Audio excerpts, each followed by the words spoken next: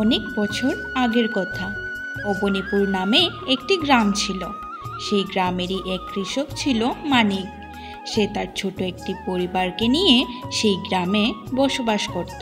তার পরিবারে আরও 3জন সদস্য ছিল।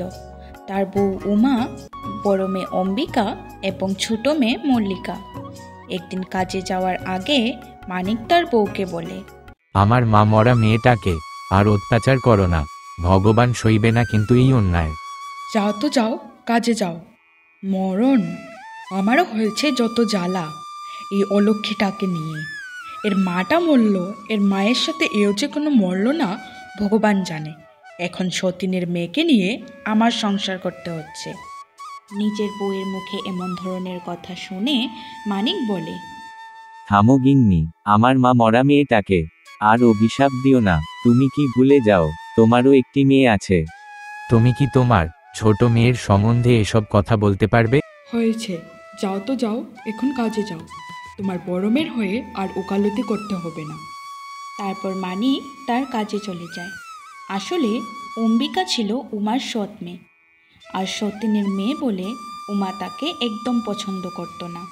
কিছু বছর আগে অম্বিকার আসল মা একটি জটিল রোগে আক্রান্ত হয়ে মারা যায়। তাই মানিক তার ছোট মেয়ের কথা ভেবে দ্বিতীয় বিয়ে করে উমাকে নিয়ে আসে। কারণ সে চায় না তার ছোট মেয়েটি মা ছাড়া বড় হোক। কিন্তু উমা অম্বিকাকে একদমই সহ্য করতে পারে না। সতীনের মেয়ে বলে সে অম্বিকার উপর সব সময় অত্যাচার করে, আর অম্বিকা মুখ বুঝে সব কিছু সহ্য করে নেয়। কিন্তু অম্বিকা ছিল খুব ভালো একটি মেয়ে। সে তার সৎ মা, বোন, বাবাকে অনেক ভালোবাসে। এই অম্বিকা, কোথায় গেলি রে মুখপুরি? মায়ের ডাক শুনে অম্বিকা সেই ঘরে আসে। হ্যাঁ মা, বলো। আসলেন নবাবের বেটি। তা বেলা তো 10টার ঘরে পৌঁছলো। কাজগুলি কখন করবে সকালের? হ্যাঁ মা, এখনই সব কিছু করে দিচ্ছি। হ্যাঁ যাও, কাজগুলি করে আমাকে উদ্ধার করো। তারপর অম্বিকা তার কাজ করতে চলে যায়। এই নন্দী, চল তোকে মাঠে দিয়ে আসি, তারপর আমাকে ঘরের বাকি কাজগুলিও করতে হবে। সেদিন বিকেলবেলা অম্বিকা হঠাৎ করে অসুস্থ হয়ে পড়ে। তখনই সেই ঘরে তার সৎমা এসে তাকে বলে, কিলো নবাবের বেটি, এখানে পড়ে পড়ে ঘুমানো হচ্ছে? বিকেলের কাজগুলি কি তোর মরা মা এসে করে দেবে? মায়ের গলা শুনে অম্বিকা উঠে বসে এবং তার মাকে বলে, মা, আমার শরীরটা অনেক খারাপ করছে, একটু বৈদ্য দাদুর কাছ থেকে ওষুধ এনে দেবে? মরণ আমার হয়েছে যত জ্বালা, আমাকে কেন বলছিস ওষুধ এনে দিতে? যা না যা, নিজের মরা মাকে গিয়ে বল। যা তো এখান থেকে। মায়ের মুখে এই কথা শুনে অম্বিকা ঘর থেকে বেরিয়ে যায়। মল্লিকা মা আমার, এদিকে আয় তো। উমার ছোট মেয়েটি বাইরে খেলা করছিল। তখন সে মায়ের ডাক শুনে আসে এবং মাকে বলে, হ্যাঁ মা, বলো, ডাকছিলে আমাকে? হ্যাঁ মা, এদিকে আয় তো। তোর চুলগুলি কেমন হয়ে গেছে, একটু তেল দিয়ে দিই। ঠিক আছে মা, কিন্তু মা, দিদির চুলগুলিও তো কেমন হয়ে গেছে, তুমি ওর মাথায়ও একটু তেল দিয়ে দাও। তোমাকে এত দিদির কথা চিন্তা করতে হবে না।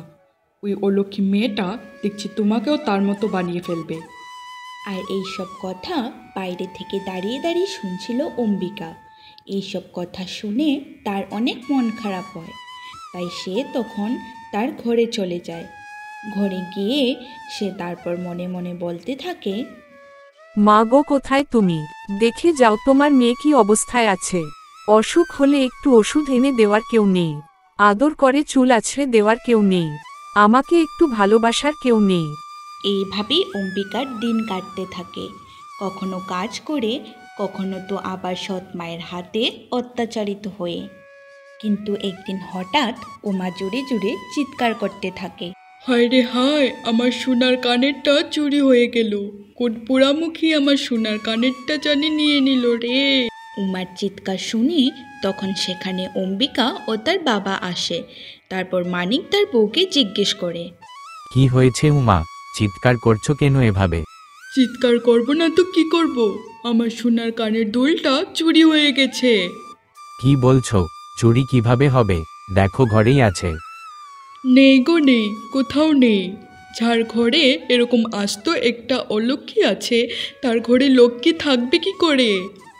আমি পুরো ঘরটা ভালোভাবে খুঁজে দেখে নিয়েছি, কিন্তু আমার কানের দুলটা কোথাও পাচ্ছি না। নেই দুলটি। উমা, বন্ধ করো। কথায় কথায় আমার মা মরা মেয়েটাকে দোষারোপ করা। তোমাকে আমি বলে রাখছি, এই মেয়ে যদি আজ এই বাড়ি থেকে না বেরিয়ে যায়, তাহলে আমি আর আমার মেয়ে এক্ষুনি এই বাড়ি থেকে বেরিয়ে যাব। স্ত্রীর মুখে এই কথা শুনে মানিক কী করবে বুঝতে পারে না, কারণ সে তার স্ত্রীকে যতটুকু ভালোবাসে ততটুকুই সে তার মেয়েকেও ভালোবাসে। মায়ের মুখে এমন কথা শুনে আর বাবার এই অসহায় অবস্থা দেখে অম্বিকা বলে, মা, আমি বেরিয়ে যাচ্ছি। আমি চলে গেলে যদি তোমরা সুখী থাকো, তাহলে আমি চলে যাচ্ছি। তখন তার বাবা বলে, না রে মা, এই ছোট বয়সে তুই একা একা কোথায় যাবি? আমি তোর মাকে বুঝিয়ে বলছি। আসলে সে এখন রাগ করেছে, তাই যা আসছে মুখে বলে দিচ্ছে। একটু পরে রাগ কমে গেলে সে নিজেই এসব কথা ভুলে যাবে। না বাবা, আজ আমাকে আর আটকিও না। আমি এখান থেকে চলে গেলেই সবার ভালো হবে। আমাকে যেতে দাও বাবা। অম্বিকার মুখে এইসব কথা শুনে তার সৎমা তখন তাকে বলে, যাবি যখন বেরিয়ে যা এক্ষুনি। এত নাটক কেন করছিস তুই? মায়ের মুখে এই কথা শুনে অম্বিকা তখন বলে, হ্যাঁ মা, আমি চলে যাচ্ছি, তোমরা ভালো থেকো। এই কথা বলে অম্বিকা তখনই তার বাড়ি থেকে বেরিয়ে যায়। হাঁটতে হাঁটতে সে এক অজানা জায়গায় এসে পৌঁছায়। তারপর সে বলে, রাতও হয়ে আসছে, বাড়ি থেকে বেরিয়ে এলাম অনেকক্ষণ তো হলো, পেটে কিছু পড়েনি। এখন কি করব? এক কাজ করি, জঙ্গলের দিকে যাই, সেখানে কিছু ফলমূল পেলেও পেতে পারি। তারপর অম্বিকা জঙ্গলে গিয়ে পৌঁছায়, কিন্তু ততক্ষণে অনেক রাত হয়ে গিয়েছিল। তারপর অম্বিকা জঙ্গলের আরও ভেতরে গিয়ে পৌঁছায়। তখন সে বলে, নিজেকে খুব ক্লান্ত লাগছে, এখন আর সামনে যেতে পারবো না। এই গাছটার নিচে বরং একটু জিরিয়ে নেই, তারপর আবার সামনে এগোবো। এই কথা বলে অম্বিকা তখন সেখানে একটি গাছের নিচে ঘুমিয়ে পড়ে। আর তখনই সেখানে উপস্থিত হয় একটি আত্মা। সে অম্বিকাকে ঘুমিয়ে থাকতে দেখে বলে, এই কে রে, আমার আস্তানায় এসেছিস? কার এত বড় সাহস? এরকম ভয়ঙ্কর আওয়াজ শুনে অম্বিকা ধরফরিয়ে ওঠে এবং সামনে একটি আত্মাকে দেখে সে ভয় পেয়ে যায়। আমাকে মেরো না, আমি কিছু করিনি। আমি এখনই এখান থেকে চলে যাচ্ছি। এই কথা শুনে আত্মাটি বলে, কে তুই? এত রাতে এই জঙ্গলে কি করছিস? সব সত্যি বলবি, মিথ্যে বললে আমি এক্ষুনি তোর ঘাড় মটকে দেব। আত্মার মুখে এই কথা শুনে অম্বিকা আরও ভয় পেয়ে যায়। তারপর সে বলে, নানা বলছি আমি। তারপর অম্বিকা বলতে শুরু করে সব কথা, কিভাবে তার সৎমা তার উপর সবসময় অত্যাচার করে এবং তাকে মিথ্যে চুরির অপবাদে বাড়ি থেকে বের করে দিয়েছে।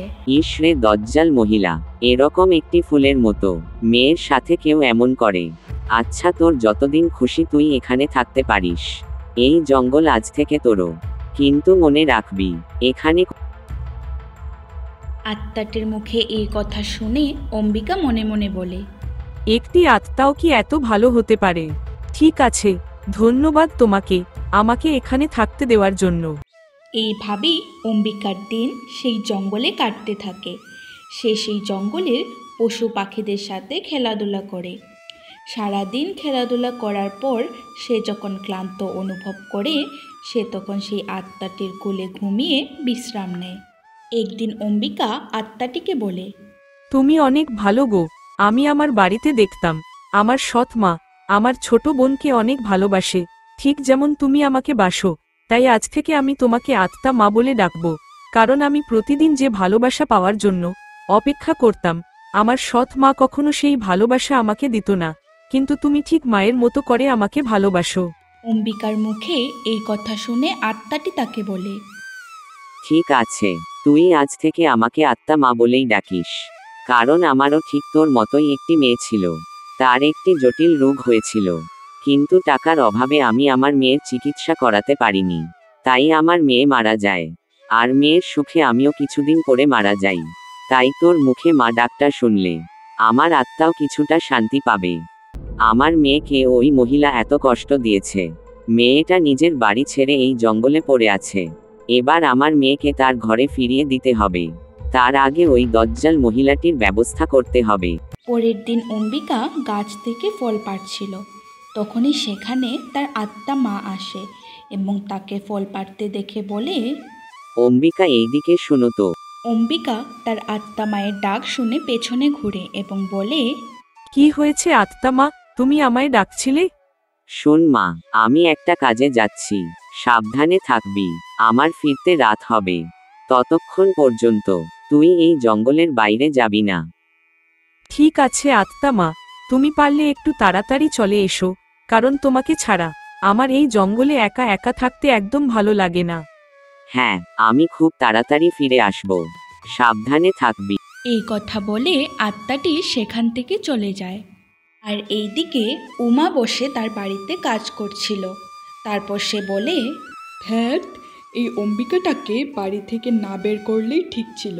এখন সব কাজ আমাকে একা একাই করতে হয়। উমা যখন এইসব কথা বলছিল তখন সেখানে অম্বিকা আসে আর বলে, কেন মা, এতদিন তো আমিই করলাম, আর এই কয়দিনে তুমি বিরক্ত বোধ করছো? আমি তো কোনোদিনও বিরক্ত বোধ করলাম না। অম্বিকাকে দেখে উমা মনে মনে বলে, এ কি, মাছ তো দেখছি নিজেই জালে ধরা দিতে এসেছে, আবার মুখে বুলিও ফুটেছে দেখি অনেক। তা নবাবের পেটের বুঝে কোথাও ভাত মিলল না, তাই আবার চলে এসেছো আমার ঘাড়ে বসে খেতে, তাই না? আমি জানতাম তুই আবার ফিরে আসবি।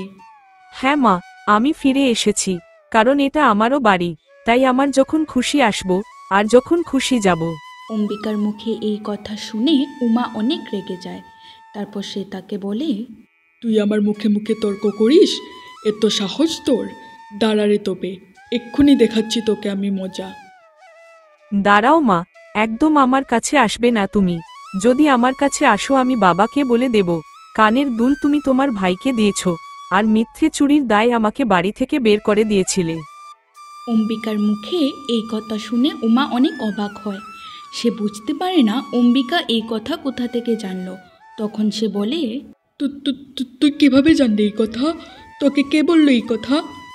আমি যেভাবেই জানি সেটা তোমার না জানলেও চলবে। আজ থেকে আমার উপর যদি আর একদিনও অত্যাচার করো, তাহলে এই বাড়িতে সেদিনই হবে তোমার শেষ দিন। অম্বিকার মুখে এই সব কথা শুনে উমা অনেক ভয় পেয়ে যায়। তাই সে আর অম্বিকাকে কিছু বলে না। তারপর অম্বিকা তার নিজের ঘরে চলে যায়। ঘরে চলে যাওয়ার পর সে বলে, আমার কাজ হয়ে গেছে। আশা করি ওই দজ্জাল উমা আর আমার মেয়েকে অত্যাচার করবে না, আর যদি করে ওই দিনই আমি ওর ঘাড় মোটকে দেব। তখনই দেখা যায় সেই আত্মাটিকে। আসলে সেই অম্বিকার রূপ ধরে এই বাড়িতে এসেছিল, যাতে সে উমাকে শায়েস্তা করতে পারে। সেদিন রাতে সেই আত্মাটি আবার জঙ্গলে ফিরে আসে। তাকে দেখে অম্বিকা তখন বলে, তুমি চলে এসেছো মা, আমি সারাদিন তোমার জন্য অপেক্ষা করছিলাম। অম্বিকার মুখে এই কথা শুনে আত্মাটি তখন বলে, হ্যাঁ মা, আমি চলে এসেছি, কিন্তু তোমার সাথে আমার কথা আছে। এই জঙ্গলে আজই তোমার শেষ দিন। কাল সকালে তুমি তোমার বাড়ি ফিরে যাবে।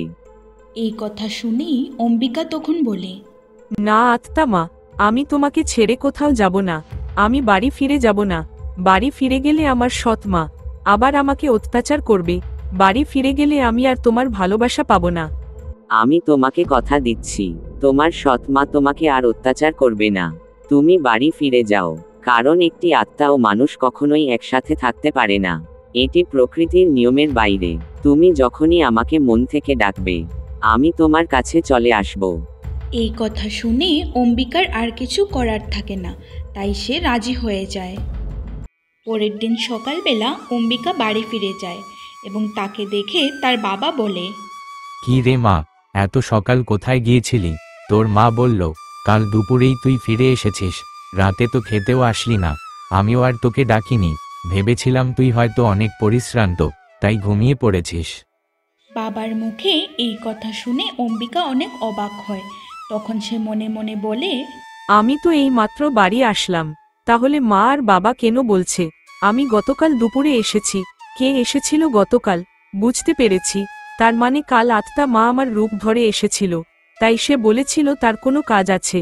এই কারণেই বাবা বলছে আমি কাল ফিরে এসেছিলাম, তার মানে বাবা ও মা আমার আত্মা মাকেই আমি ভেবে নিয়েছিল।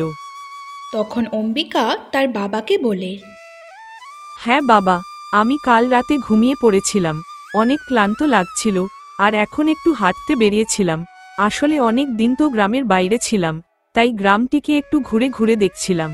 ঠিক আছে মা, এখন ঘরে যা, একটু জিরিয়ে নে, তারপর তোর সাথে অনেক গল্প করব। এইভাবেই কেটে যায় কিছুদিন অম্বিকা বাড়ি ফিরে আসার। অম্বিকা খেয়াল করে তার সৎমা তাকে আর অত্যাচার করে না। তখন সে বলে, নিশ্চয়ই আত্মা মা সেদিন বাড়িতে এসে কিছু করেছিল, তাই এখন মা আর আমাকে অত্যাচার করে না, আমাকে দিয়ে বেশি বেশি কাজও করাই না। তোমাকে অনেক ধন্যবাদ আত্মা মা, তোমার এই ঋণ আমি কখনো শোধ করতে পারবো না। হ্যালো দোস্ত, আমি হলাম এঞ্জেল। এই তো হলো আজকের গল্প। নিচের কমেন্ট বক্সে জানিয়ে যাবে তোমাদের এই গল্প কেমন লাগলো, আর নিজের বন্ধুদের সাথে শেয়ার করতে একদম ভুলবে না। আর প্রতিদিন এমন মজার মজার গল্প পেতে আমাদের স্টোরি বক্স বাংলা চ্যানেলটিকে সাবস্ক্রাইব করে দিও। টাটা।